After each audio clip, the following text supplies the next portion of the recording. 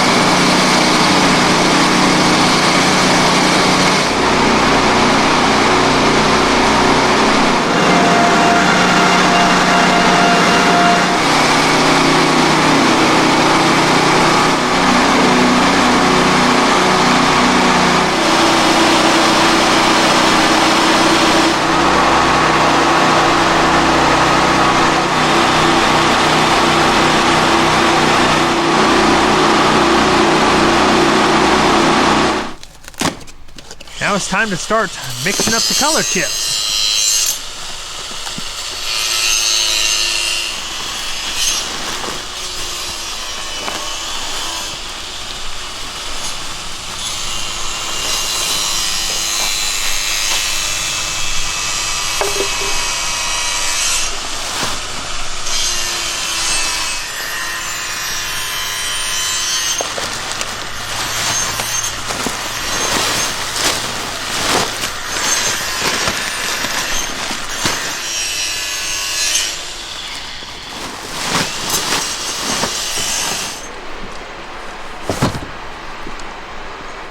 So there's three main reasons as to why I decided to go the Polyaspartic route.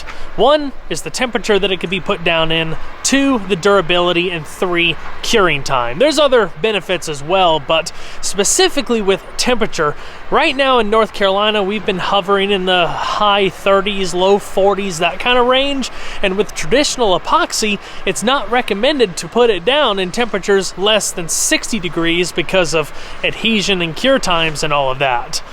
Speaking of cure times, the Polyaspartic stuff, when you mix the chemicals together, it actually creates an exothermic reaction. It heats up. It allows it to cure way faster than traditional epoxy, and because of that heat, it allows you to put it down in colder temperatures. So if you're trying to do concrete coating this time of year, the Polyaspartic really is a no-brainer. It's really probably the only option, unless you have a climate-controlled garage, of course. But yeah, it's interesting to say the least.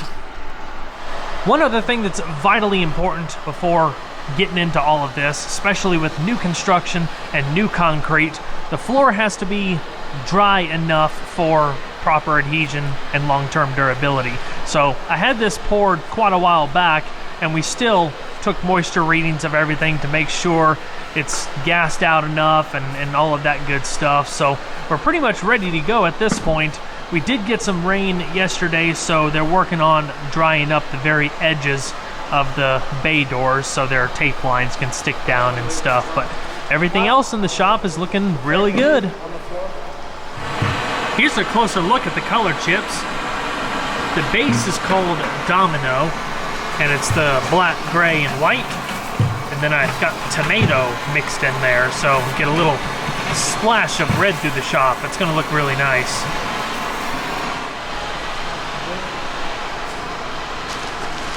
So the mixture consists of two different parts. You have a base and an activator. In the first coat, they also mix in a color into it. It's like a light gray, but you won't end up seeing it when the color chips are down. When the color chips are down, then they finish it off with a clear, and it's all done.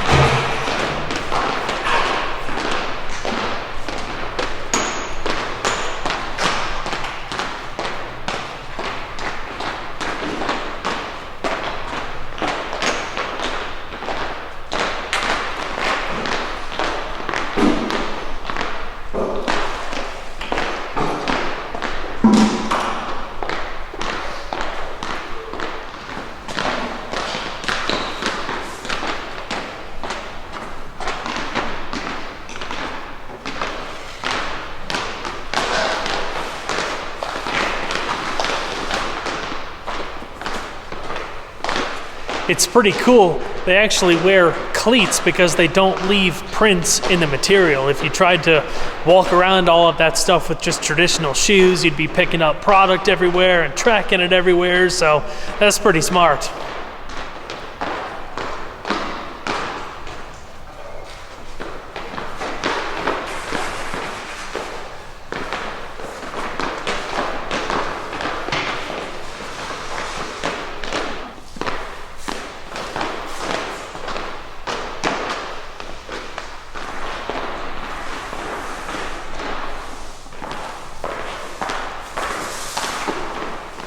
Once the mixture is spread out with the squeegee, they'll take a roller and roll the surface using those expansion joints as good stopping points. That way the mixture is spread out nice and even and you don't have any like weird imperfections.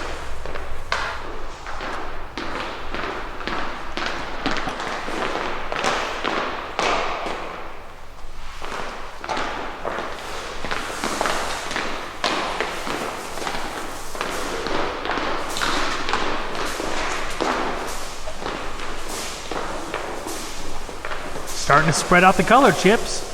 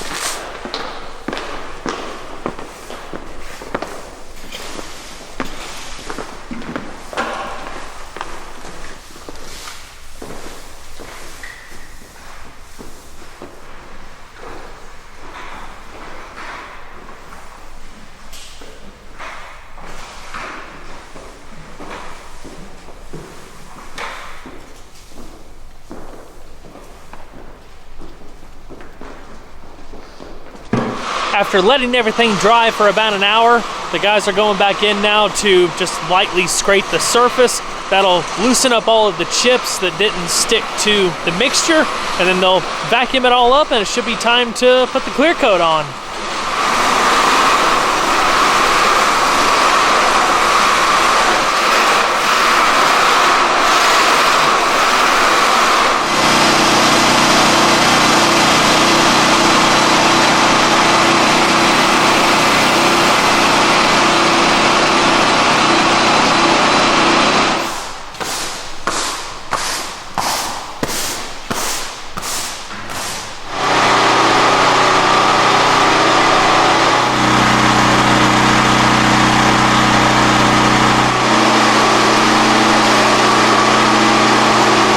They just finished vacuuming up all the scraps. Now they're gonna retape everything and start laying the clear.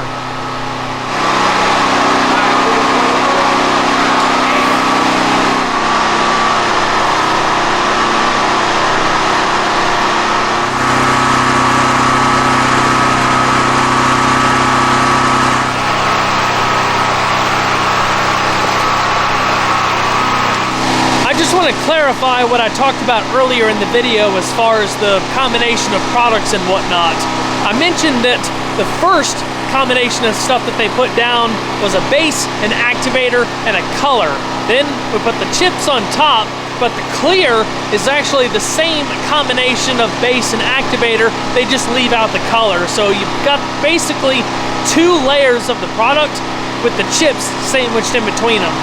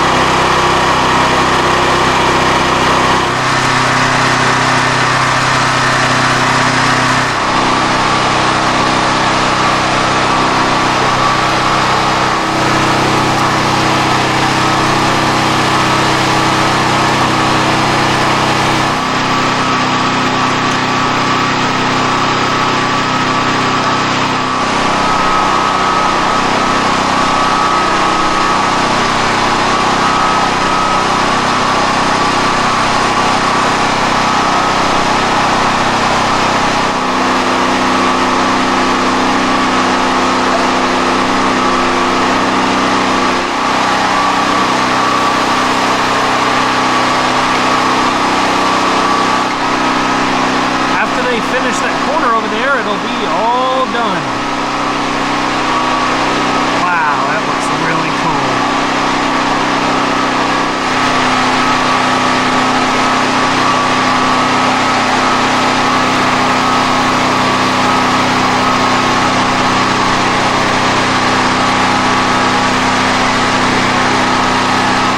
All right, everything is finished up and properly cured, so let's head inside and check it out.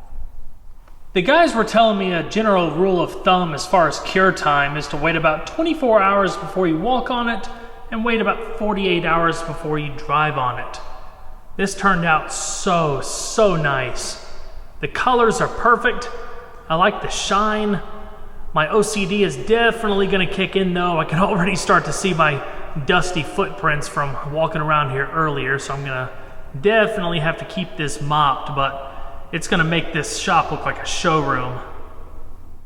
Plus, there's nice crisp lines in front of each bay door, so the doors come down and actually rest on the bare concrete, so you don't see the floor until you actually open the door, so it's like a nice little surprise.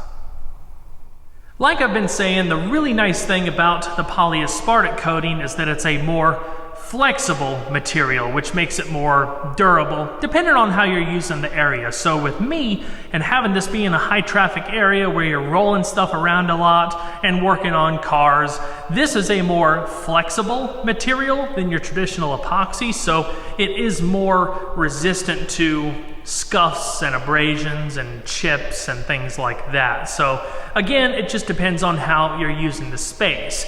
Now, one big downside to the polyaspartic coating is that it costs about double that of a traditional epoxy. But again, just depends on how you're using the space. The thing is, you don't have to do a concrete coating. This is more or less just a personal, like, extra cosmetic touch. It is gonna make cleanup of things a lot easier. Again, you gotta be careful of what you're gonna be doing on it as far as like hardcore stuff, battery acid welding, that kind of whatnot. But I don't really plan on doing that kind of stuff in this shop. Gonna reserve the dirty stuff, disassembly, restoration type work in the old shop, and this will be more or less the finishing area. But I mean, there's all sorts of different flooring options. You can clear coat the floors, stain the floors, you can get the floor tiles, of course, epoxy, the Polyaspartic. There are so many different options to fit all kinds of budgets. But this was kind of one of my over-the-top type deals that I really felt would accentuate the whole old school service station look that I was going for, and I'm really happy I was able to tie in all of the colors, so it worked out really nice. I wish I could turn on some lights and really show you guys how the floor looks, but it probably won't be until after the holidays before I can start getting this place all wired up. But I'm just absolutely thrilled with how this floor turned out. It looks amazing. The camera does not do it justice at all, but I'll be giving some more close-ups of the floor as we go through the shop build, of course, and you know, it's gonna really make the biggest impact when all of the lights are on. But anyway, a big thanks to Peak Epoxy and Garage Kings for just the phenomenal job. I mean, just awesome. I'm so excited. We're making some real progress on this thing. If you guys haven't subscribed already, please consider doing so, because there's always a lot more content where that came from, reviews, projects, and of course, the shop build. If you enjoyed the video, don't forget to leave a like below. It really helps the video a lot. I'll see you guys on the next one. Take care.